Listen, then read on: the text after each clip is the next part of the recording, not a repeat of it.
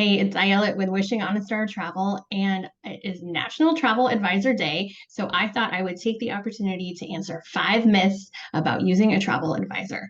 The first myth is that travel advisors cost more than booking it on your own. And this is actually false.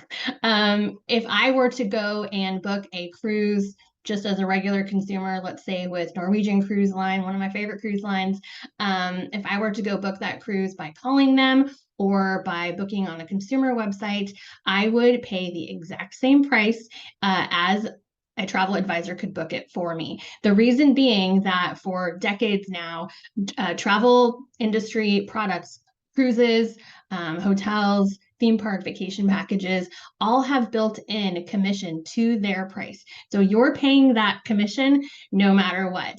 If you don't use a travel advisor, then that particular product company, Norwegian Cruise Line in this example, keeps that money for themselves. If you were to book that cruise with a travel advisor, they would pay that commission out to the travel advisor. So again, you are already paying for the service.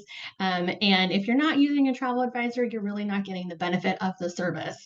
So that's one of the biggest myths out there, is that travel advisors are going to cost more. Now, there are some sort of concierge services that I do charge an additional fee for. Those are completely optional. And they would be things like if you're going to Walt Disney World, booking your dining, making your park reservations, that sort of thing. If it's above and beyond booking that vacation and having that complimentary 30-minute pre-travel call or Zoom, I do charge a concierge fee on top of whatever your package is. Again, that's an optional service. You can choose to purchase it or not. The second myth is that travel agents are antiquated and not necessary anymore. And that is also completely false. I think the pandemic, if anything, taught us that travel agents, travel advisors, we kept up our knowledge. We were constantly learning about all of the new changes, the new policies and procedures when it came to traveling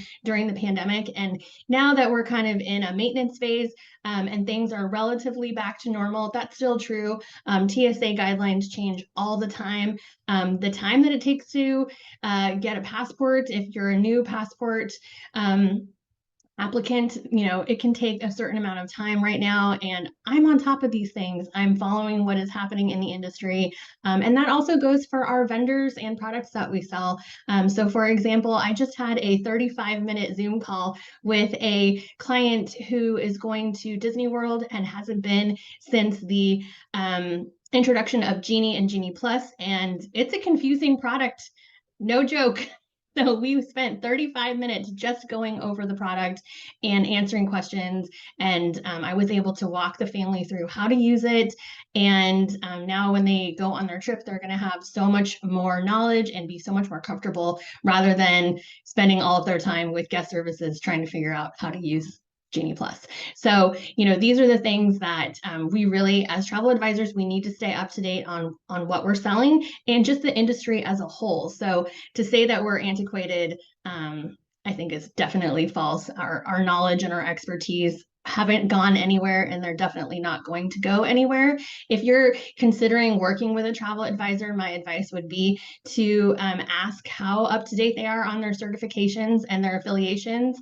That'll give you a good idea if they know their stuff or not. Using a travel advisor is time consuming. This is another thing that I've heard.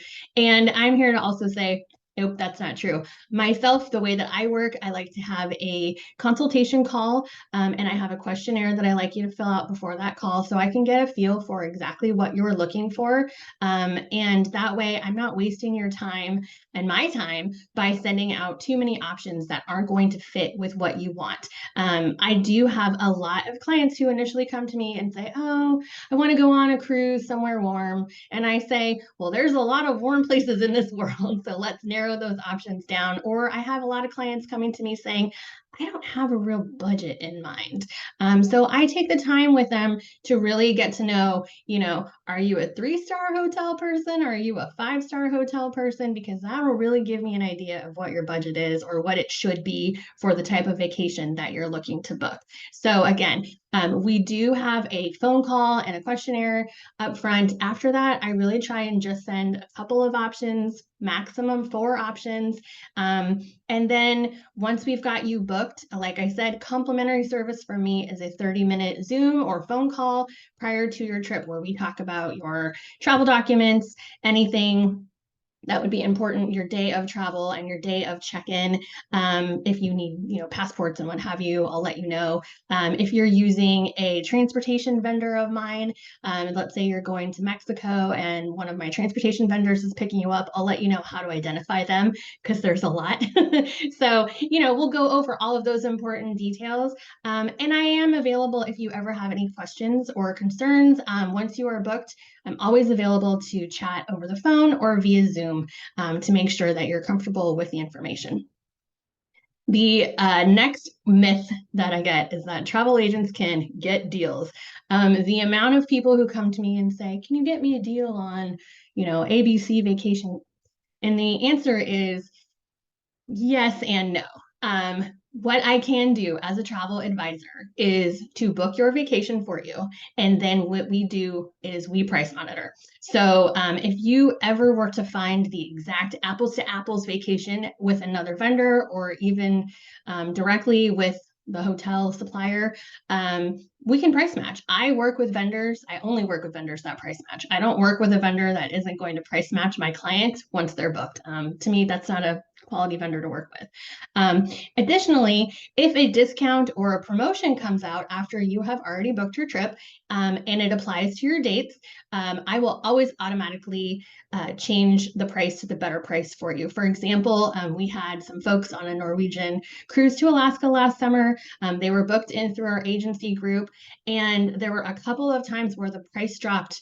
I think one category dropped about $700. So they were able to save a considerable chunk. And we just did that automatically because, of course, we want to make sure that our clients are getting the best possible price. If a Disney promotion comes out or Universal promotion comes out for my theme park guests, of course, we're always going to apply those automatically. If you were to book one of those trips, especially to Disney on your own, and a discount came out, you would be spending upwards of 8, 9 hours on the phone on hold with Disney, and I can just change it with a click of a button. So that is one of the myths is, can we get you a deal? Yes, we can get you a deal. As long as you are already booked, we will always, always, always get you the best rate possible. And then the last myth that I want to touch on is, oh, travel agents are always on vacation. This is what I hear most often from my friends and family because I do travel a lot. That is one of the perks of my job. And the reason that I'm traveling is either once a year, I do take a family vacation. And then the rest of the time, it's because I've been invited by one of our vendors to experience their product.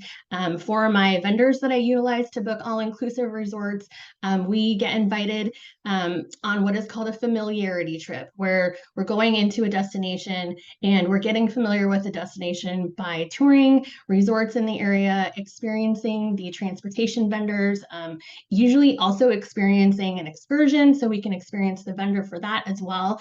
And this is how I vet these things for my clients.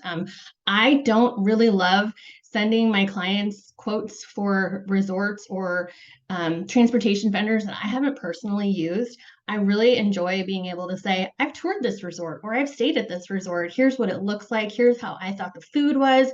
This is what I thought of the entertainment staff.